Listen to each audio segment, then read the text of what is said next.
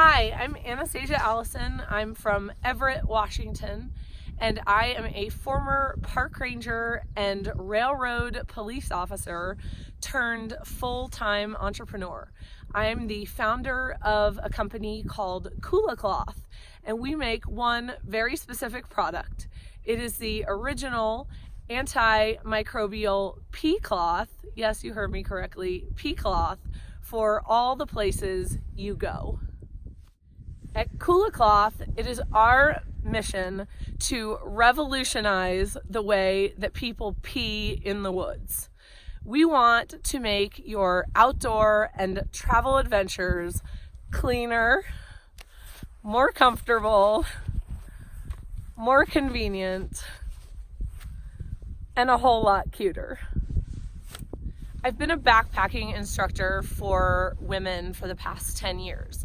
And a few years ago, I was researching leave no trace options because I was frustrated at the amount of toilet paper that I was finding discarded in fragile alpine environments. I saw that a lot of women were using a pea cloth, and they were using either a bandana or just a scrap of fabric. I started doing this, and it was a total life changer for me. On a backpacking trip with my husband in 2016, I was taking a photograph of my pea cloth in this beautiful environment as a joke to send to a friend. And in that moment, I suddenly was struck by an idea. Why wasn't this a real piece of gear? If I was spending $500 on a tent, why was the one piece of gear that was touching the most sensitive part of my body something that looked like it came out of a rag bin at Jiffy Lube? I wondered what could happen if I could design this as an intentional piece of gear. Would more people be excited about using it? Could we open up a better conversation around leave no trace and around hygiene in the backcountry? I was really scared to pursue this, but in 2017, I was in an almost fatal car accident. And that moment for me was pivotal in really learning how to get out of my own way and learning how to move past the fears that had really held me back for most of my life. I started taking steps.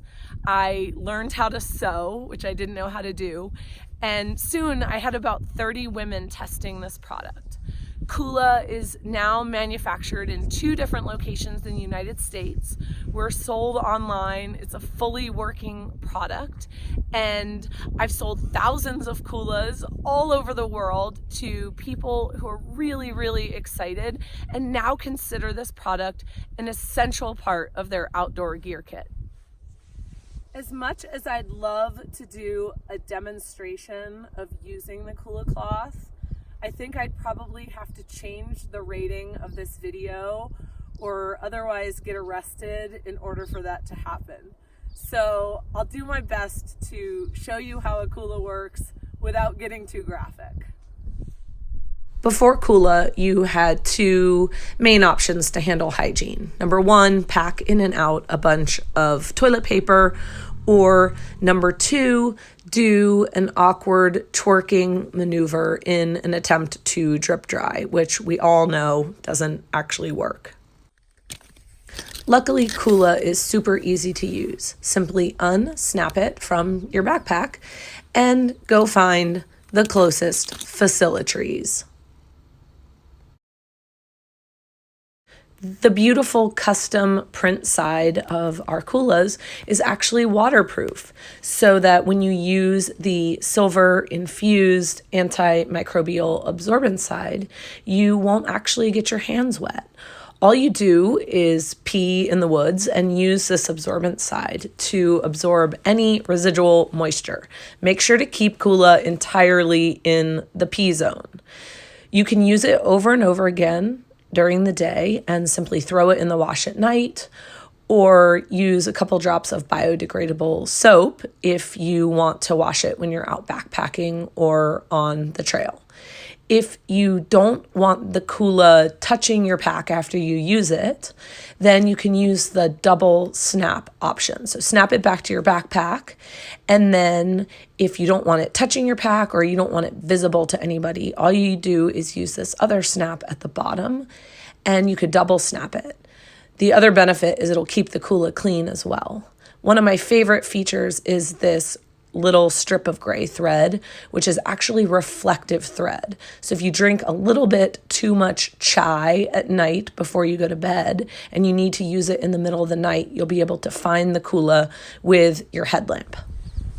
I started Kula with a $15,000 investment of my own money, and the very first few batches of Kulas were actually sold as a pre-sale. So my customers helped me fund the first few orders of custom fabric.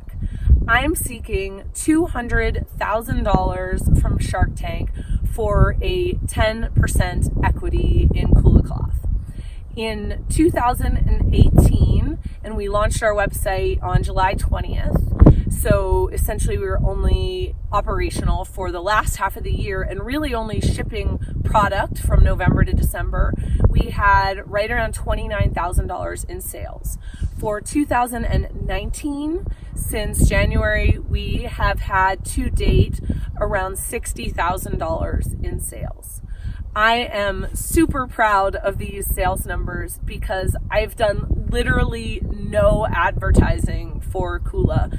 Everything that has happened with Kula has been as a result of organic, authentic press. We've been featured by Backpacker Magazine, Outside Magazine, Adventure Journal, The Dirt, Tree Hugger, by numerous bloggers, and even on the local news. There's so much authentic stoke about the lowly pea cloth being turned into a real piece of gear that it honestly has grown beyond just a tiny little 5.5 by 5.5 square.